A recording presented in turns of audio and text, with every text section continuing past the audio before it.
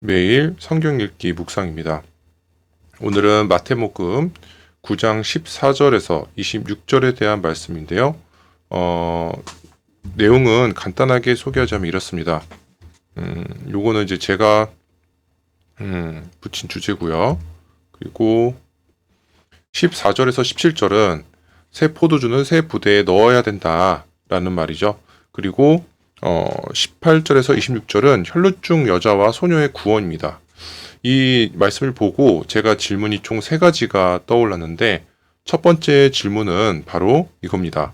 무엇이 낡은 것인가? 라는 거예요.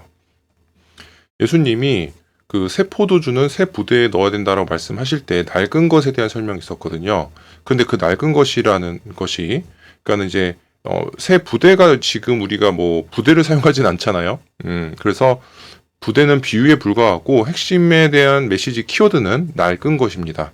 그러면 지금 이 시대의 낡은 것은 과연 무엇이냐라는 거를 제가 이제 첫 번째 질문을 뽑았습니다.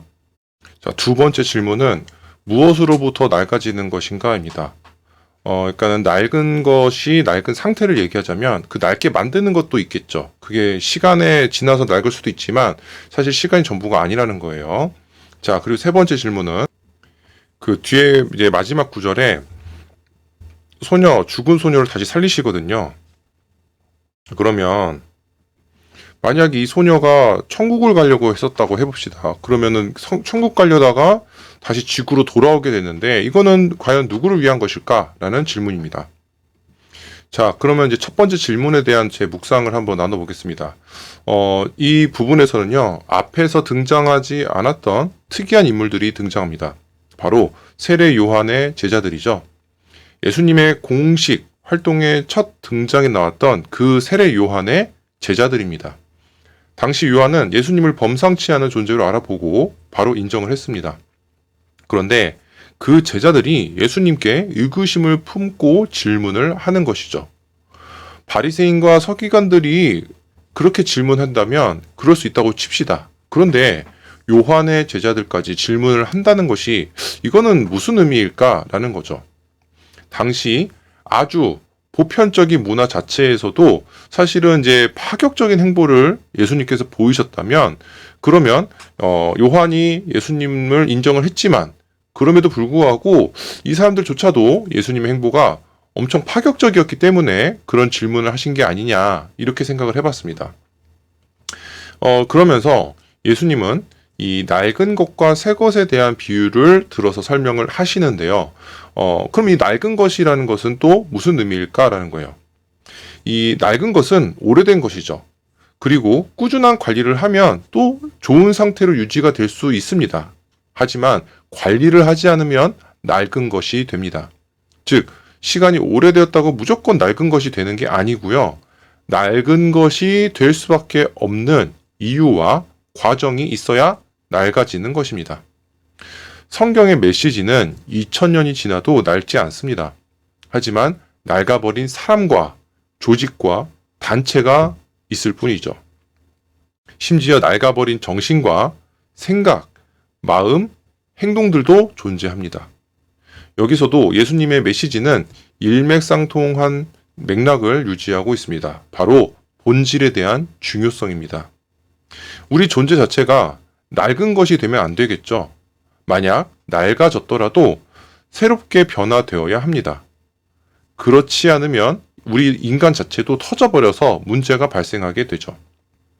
계속 낡아진 것을 고집하고 고수하는 사람들, 그런 자세와 태도는요, 점점 더 고인물이 썩는 것과 같은 현상을 만들게 될 겁니다.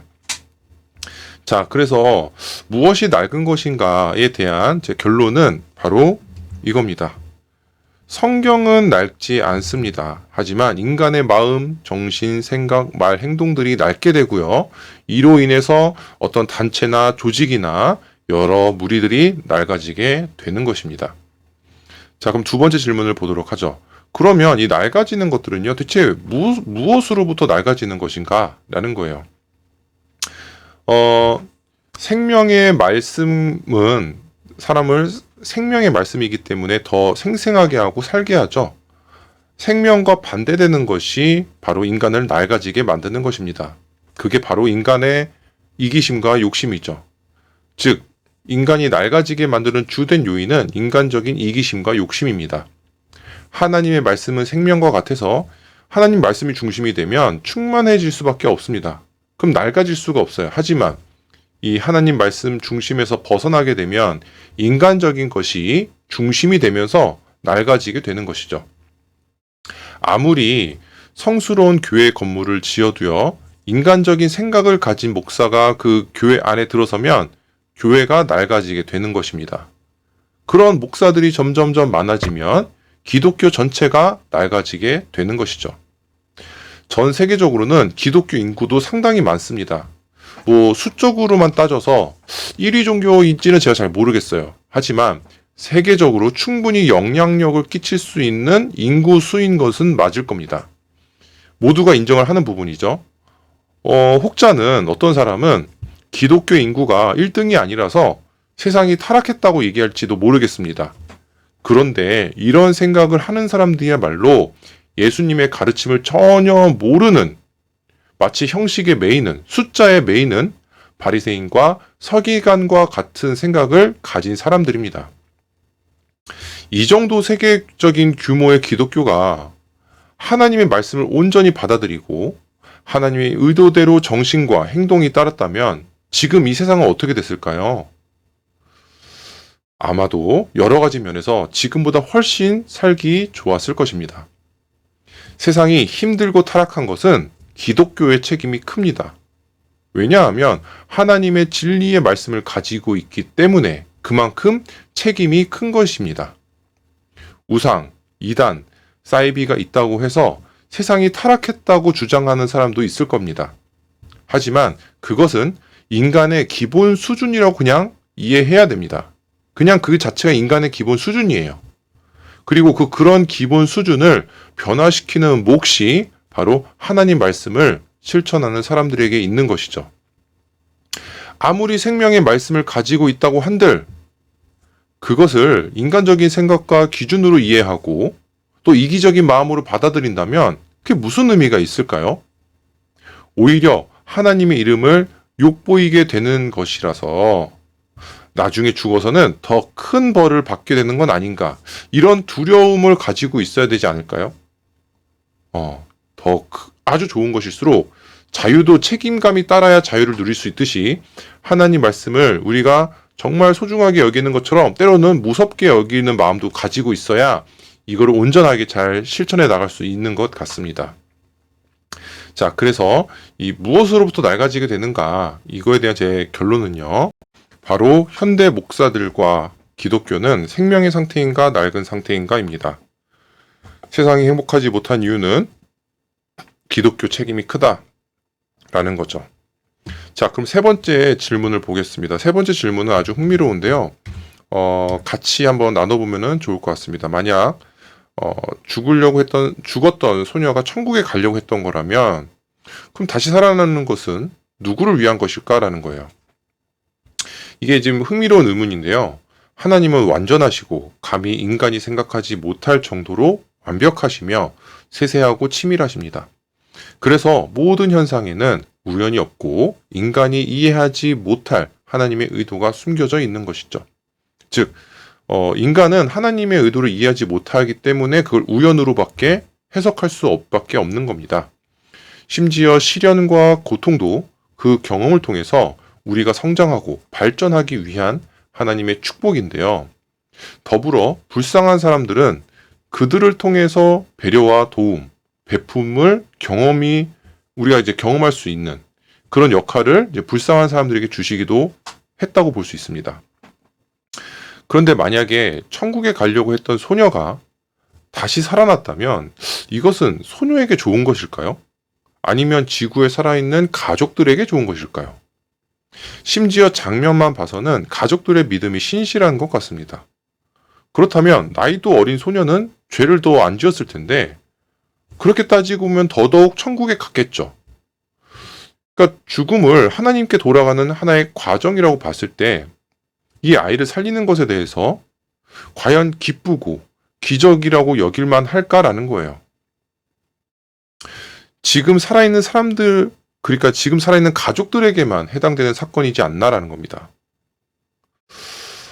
아니면 우리도 모르는 이유로 이 소녀가 지옥을 가게 됐었는데 그 소녀를 다시 살려서 천국에 갈 수 있는 기회를 한 번 더 주신 것일까요?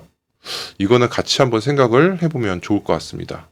그래서 여기서 제가 내린 생각은요, 바로 이제 죽음은 살아있는 인간에게만 큰 의미가 있다라는 겁니다. 네. 그래서 이제, 이 부분은 뭐, 더 많은 자료나 공부나 그런 게 있으면 제가 나중에 또 기회가 되면 같이 얘기를 나눠보면 좋겠습니다. 자, 오늘 말씀을 통해서 제가 배운 것은 하나님의 생명의 말씀으로 항상 제가 새로워져야겠다 이런 생각이 들었고요. 또 스스로 낡아지지 않도록 노력을 해야겠다는 생각이 들었습니다.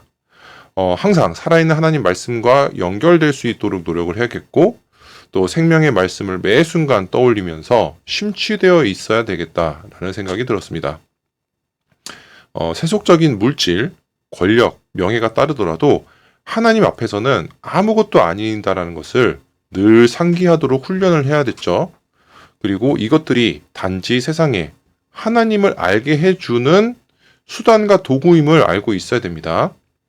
인간의 한계를 항상 깨닫고 하나님의 손을 더욱더 붙들도록 노력을 해야 되겠습니다. 하나님 앞에서 항상 새로울 수 있도록 해야 되겠습니다. 자, 오늘 제 기도를 같이 나누고 마치도록 하겠습니다. 하나님, 오늘도 저를 흔들어 깨워주셔서 감사합니다. 점점 더 하나님의 말씀과 지혜를 조금씩 알아갈 수 있게 해주셔서 감사합니다. 더욱더 하나님의 손을 붙잡고 더욱더 세상에 대담해질 수 있게 해주심에 감사합니다. 그럼에도 불구하고 저를 어여삐 여겨주셔서 하나님의 거룩함과 은총 아래서 성장할 수 있도록 허락해 주시옵소서. 저의 성장과 발전이 온전히 하나님 것임을 늘 기억하고 하나님께 쓰임받을 수 있도록 허락해 주시옵소서. 하나님, 저의 기도를 들어주셔서 감사합니다. 아멘.